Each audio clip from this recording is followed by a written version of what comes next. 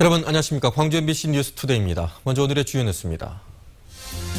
군공항 이전을 위한 시민공청회가 열렸지만 이전 계획이 불투명한 상황에서 개발 계획만 부각됐다는 비판을 받았습니다. 직선으로 100m 달리기를 할 수 없는 학교 운동장이 광주의 경우 77%에 달했습니다. 진도를 찾아온 박영선 비상대책위원장에게 세월호 실종자 가족들이 특별법을 관철시켜달라고 요구했습니다. 대체 휴일제를 계기로 추석이나 설을 명절보다는 연휴로 느끼는 분위기가 확산되고 있습니다. 민선 6기 들어 처음으로 광주 군공항 이전을 위한 시민공청회가 뜨거운 참여 열기 속에 열렸습니다. 하지만 군공항 이전 계획이 불투명한 상황에서 이전을 전제로 한 개발 계획만 부각돼서 시민들의 비판을 받았습니다. 이계상 기자입니다. 군공항 이전 특별법 제정과 함께 광주 군공항 이전 사업이 점차 윤곽을 드러내고 있습니다. 사업 추진은 기부대 양열 방식으로 광주시가 군공항 대체 시설을 기부하고 국방부는 용도 폐지된 재산을 내주는 것입니다. 이렇게 해서 마련된 830여만 제곱미터의 공항 부지에는 첨단 산업과 문화복지, 생태 환경이 어우러지는 신도시가 조성될 예정입니다. 문화 산업의 인큐베이터 등을 통해서 광주의 미래를 선도할 그런 성장 동력을 확보할 수 있을 걸로 생각이 되고요. 공항 부지가 개발될 경우 군시설 영향으로 개발 제한된 지역이 풀리고 왜곡된 도시공간 구조도 바르게 조정되는 기회가 될 거라는 전망입니다. 하지만 이런 장밋빛 계획에 대해서 공청회 참석 시민들은 사업 추진의 앞뒤가 바뀌었다고 지적했습니다. 군공항 이전 대상지가 확정되지 않은 채 이전을 전제로 한 부지 활용 방안은 오히려 주민 혼란만 부추긴다는 것입니다. 만약에 이런 부분들에 차질이 생겼을 경우에는 주민들이 행정에 대한 신뢰가 급속도로 떨어질 것이고 불신이 더 커질 거라고 생각을 합니다. 광주 군공항 이전 건의안이 다음 달에 국방부에 전달될 예정인 가운데 호남 고속철 개통도 반년 앞으로 다가왔습니다. 민선 6기 시도지사가 군공항 이전 해법을 찾기 위한 논의를 더 이상 미뤄서는 안 된다는 목소리가 높습니다. MBC 뉴스 이계상입니다. 비바람을 잘 막을 수 있는 옷차림을 하시기 바랍니다. 오늘까지 바람을 동반한 비가 내리겠습니다. 비는 저녁부터 점차 그치겠고요. 앞으로 광주와 전남 지역에는 30에서 80mm의 비가 더 내리겠습니다. 낮에는 천둥과 번개가 치고 시간당 20mm 이상의 국지성 호우 가능성도 있으니까요. 특히 수확철을 앞둔 과수농가에서는 낙과에 주의하시기 바랍니다. 레이더 영상 보시면 현재 전국에 비구름대가 짙게 깔려 있는데요. 우리 지역은 특히 서해안 지역을 중심으로 짙은 비구름대가 끼어 있습니다. 이 시각 장성 23도, 영광 25도, 광주와 나주, 화순 23도를 가리키고 있습니다. 낮 최고 기온은 대부분 지역이 25도의 분포로 어제와 비슷하겠습니다. 지금까지 기상센터였습니다. 광주시가 오늘과 내일 이틀 연속 새정치민주연합 그리고 새누리당과 예산정책협의회를 열고 국비 확보 방안을 논의합니다. 광주시는 협의회에서 3D 콘텐츠 미디어 산업 클러스터 구축, 아시아 전당 주변 진입로 개설, 세계 수영대회 지원 등 총 12건의 사업에 2,415억 원의 국비 지원을 건의할 예정입니다.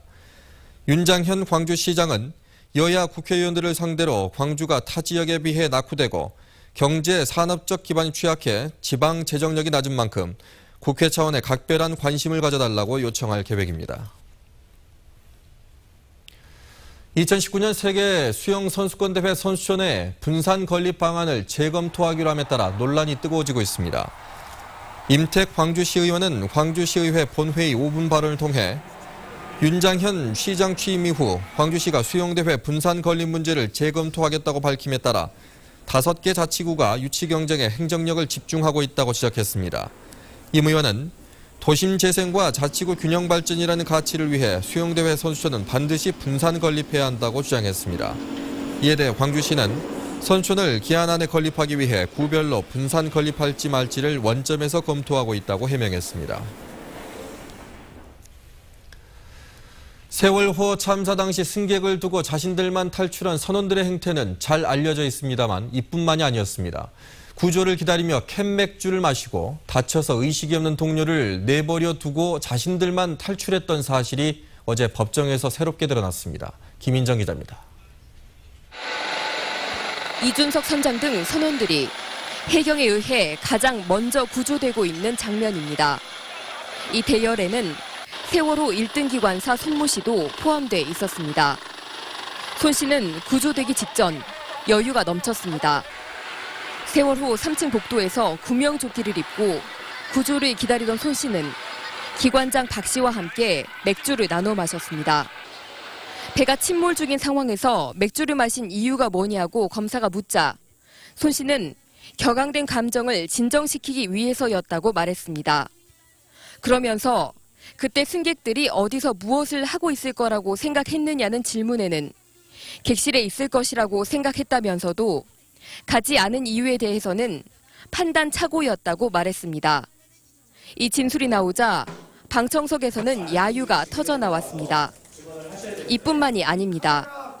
선원들은 탈출 당시 다친 동료를 보고도 이들을 뒤로 한 채 자신들 탈출에만 급급했습니다. 탈출하기 5분 전 손 씨와 기관장 쪽으로 식당 조리원이 비명을 지르며 떨어졌습니다. 손 씨가 의식을 잃은 동료를 옮기자고 했지만 기관장은 지금 들어가면 못 나올 수가 있다며 손 씨를 제지했고 동료를 뒤로 한 채 이들은 탈출했습니다. 이렇게 해서 구조된 손 씨와 다른 선원들은 해경 구조단정에서 자신들이 선원임을 밝히지도 않았고 배 안에 승객들이 있다는 사실도 해경에게 말하지 않았습니다. MBC 뉴스 김민정입니다. 한편 피고인 신문에 나선 세월호 3등 기관사 이모 씨는 세월호가 국내에서 가장 위험한 배라는 이야기를 들은 적이 있다고 진술했습니다.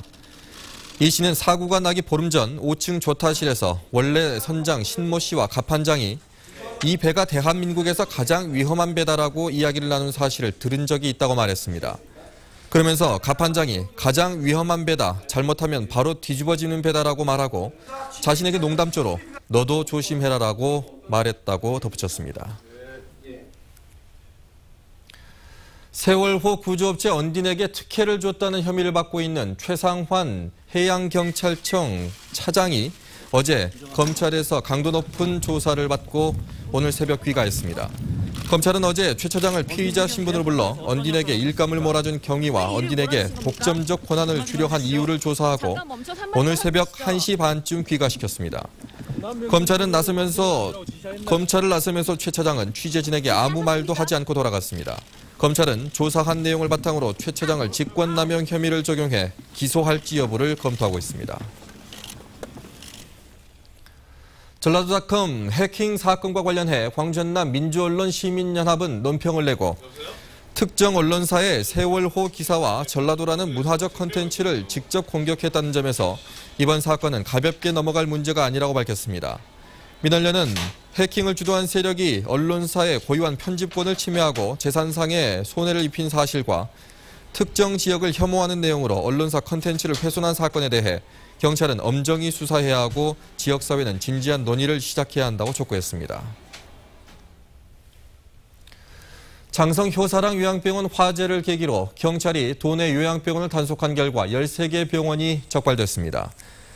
전남경찰청은 국민건강보험공단과 함께 57개 요양병원을 단속한 결과 23건의 불법 행위를 적발하고 4명을 구속, 53명을 불구속 입건했다고 밝혔습니다.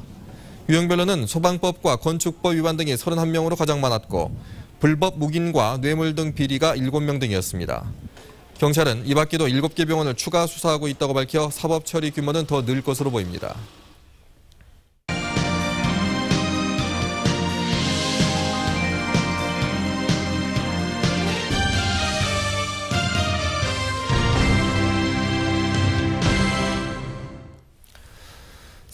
새정치민주연합의 박영선 비상대책위원장이 세월호 실종자 가족들을 만났습니다. 가족들은 야당이 정부 여당과 타협하지 말고 수사권과 기소권을 포함한 특별법을 관철시켜달라고 요구했습니다. 양현승 기자입니다. 새정치민주연합 박영선 비대위원장이 목포를 찾았습니다. 기상 악화로 세월호 수중수색이 중단되자 미뤄왔던 병원 진료를 받으러 온 실종자 가족들을 만났습니다. 잊지 않겠다고 저희가 그렇게 다짐을 계속 해왔고 또 이제 추석도 다가오고 해서 저희가 조금이라도 위로를 드리려고 이렇게 찾아왔습니다. 실종자들의 이름을 아느냐는 돌발 물음에 의원들은 아직 돌아오지 못한 10명의 이름을 읊어내리며 울먹였습니다. 2학년 1반 조은아, 2반 허다윤, 3번 황지연, 5반 남현철, 박영인, 고창석 선생님, 양승진 선생님, 이영숙 씨, 그리고 권재권 씨, 그리고 6살 혁규, 우리 잊지 않고요. 기억하고 있습니다. 사고 수습이 채 끝나지 않은 상태에서 잘잘못 따지기가 이루어지는 게 가족들을 더 불안하게 한다며 수색 구조가 우선 이루어질 수 있게 해달라고 말했습니다. 새정치연합에서 해경 해체에 대해서 정부 여당과는 다른 안을 가지고 있잖아요. 그거에 대해서 더 힘있게 좀 싸워달라는 말씀이시고요. 대통령이 했던 약속은 지켜진 게 없다며 국민들이 지지하는 세월호 희생자 가족들의 의견에 따른 특별법을 요구했습니다. 국민들이 지지하고 있기 때문에 타협하지 않고 옳은 방향으로 특별법 관철을 위해서 우리 가족들과 끝까지 함께해 주실 겁니다. 실종자 가족들은 정부 여당이 세월호에 관심이 없는 것 같다고 비판하며 야당을 믿고 있고 마지막 실종자 한 사람이 돌아올 때까지 야당이 책임 있게 지켜달라고 호소했습니다. MBC 뉴스 양현승입니다. 직선으로 100m 달리기를 할 수 없는 학교 운동장이 수두룩한 것으로 나타났습니다. 광주 전남 시도교육청에 따르면 운동장의 직선 거리가 100m가 안 되는 학교가 광주의 경우 전체의 77%였고 전남은 56%로 집계됐습니다. 특히 광주 지역 학교 6곳과 전남의 학교 26곳은 직선 거리가 50m도 안 된 것으로 나타났습니다. 시도교육청은 운동장 면적에 대한 기준이 완화된 데다 실내 체육관이 늘어난 데 따른 결과라고 설명했습니다. 정의당의 정진후 의원은 교육부가 시도교육청에 명령을 남발하고 있다고 주장했습니다. 교육부가 정진후 의원에게 제출한 국정감사 자료에 따르면 최근 4년 동안 교육부가 시도교육청에 내린 시정명령이나 직무이행명령은 모두 21건으로 나타났습니다. 정 의원은 같은 기간 안행부가 시도에 내린 명령은 한 건도 없었던 것과 비교하면 교육부가 교육자치에 역행하고 있는 것이라고 지적했습니다. 정부의 9.1 부동산 대책으로 광주 지역에서도 지은 지 30년 이상 된 아파트의 재건축이 가능하게 됐습니다. 당장 뚜렷한 변화가 나타나지 않고는 있지만 장기적으로는 재건축이 활성화될 것이라는 기대감이 높습니다. 이재원 기자입니다. 지난 91년 입주한 광주의 한 아파트 단지. 1,100세대가 거주하지만 주차장은 늘 부족하고 층간 소음도 상당히 심한 편입니다. 지하 주차장을 좀 만들었어야 되는데 그때까지만 해도 이렇게 복잡할 줄은 몰랐지. 그때 당시에는. 하지만 광주시의 도시환경 조례에 따라 90년대 초반까지 입주한 아파트는 재건축이 쉽지 않았습니다.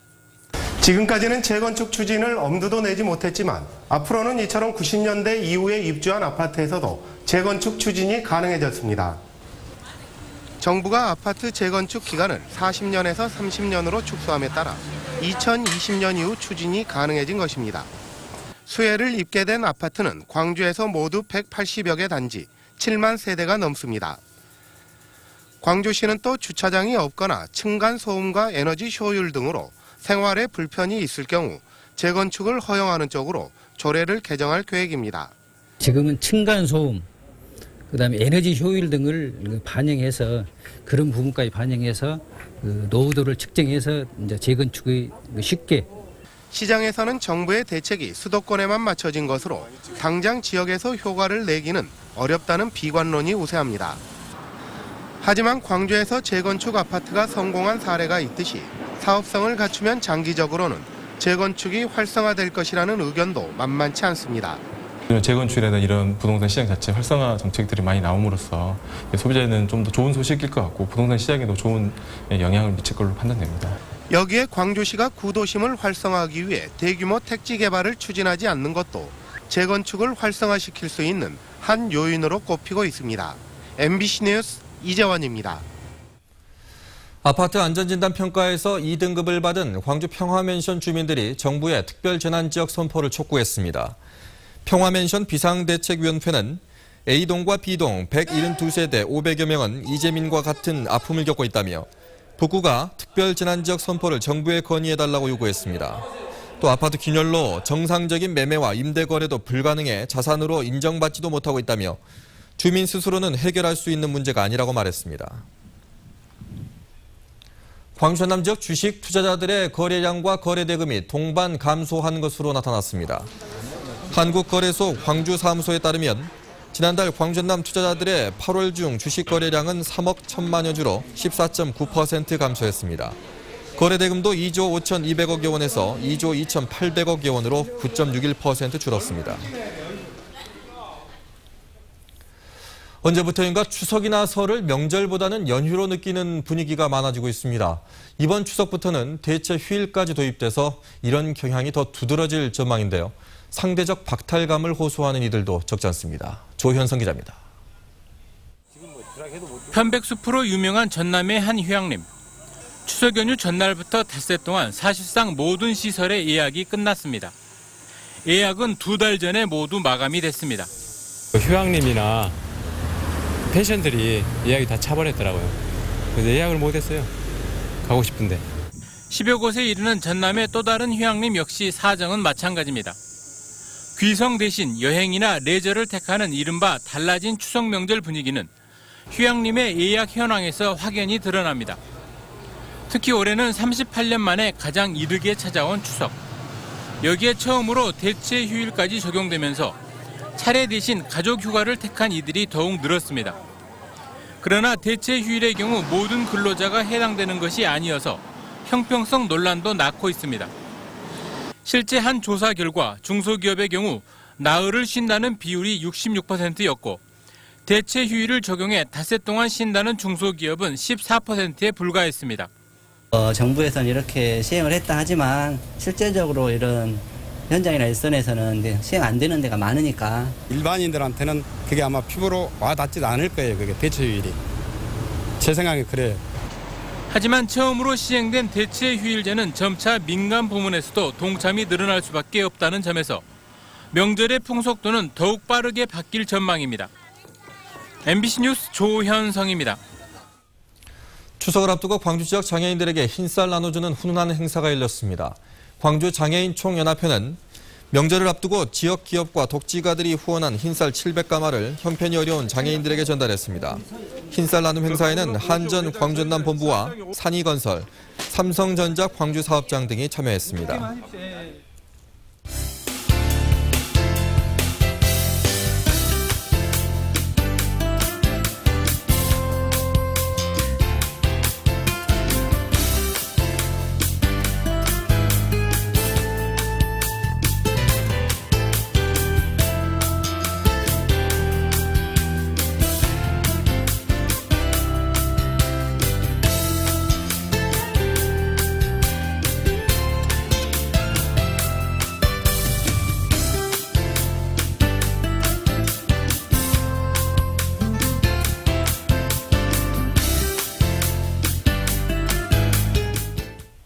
출근길에는 튼튼한 우산을 챙겨 나가시기 바랍니다. 오늘까지 바람을 동반한 비가 예상됩니다. 비는 저녁부터 점차 그치겠고요. 앞으로 광주와 전남 지역에는 최고 80mm의 비가 더 내리겠습니다. 낮에는 천둥과 번개가 치고 국지성 호우의 가능성도 있겠는데요. 이 연휴를 앞두고 비 피해 없도록 주의하시기 바랍니다. 레이더 영상 보시면 현재 전국에 비구름대가 깔려 있는데요. 우리 지역은 서해안 지역을 중심으로 짙은 비구름대가 머물러 있습니다. 이 시각 영광 25도, 광주와 나주, 화순 23도, 담양 22도를 가리키고 있습니다. 낮 최고 기온은 대부분 지역이 25도의 분포로 지금 기온에서 크게 오르지 않겠습니다. 바다의 물결은 먼바다에서 3m로 조금 높게 일겠습니다. 내일부터는 비 소식 없이 구름 낀 하늘만 예상되는데요. 덕분에 추석인 8일에는 구름 사이로 보름달을 보실 수 있겠습니다. 앞으로 한낮 기온은 다시 올라서면서 일교차는 벌어질 것으로 전망됩니다. 날씨였습니다.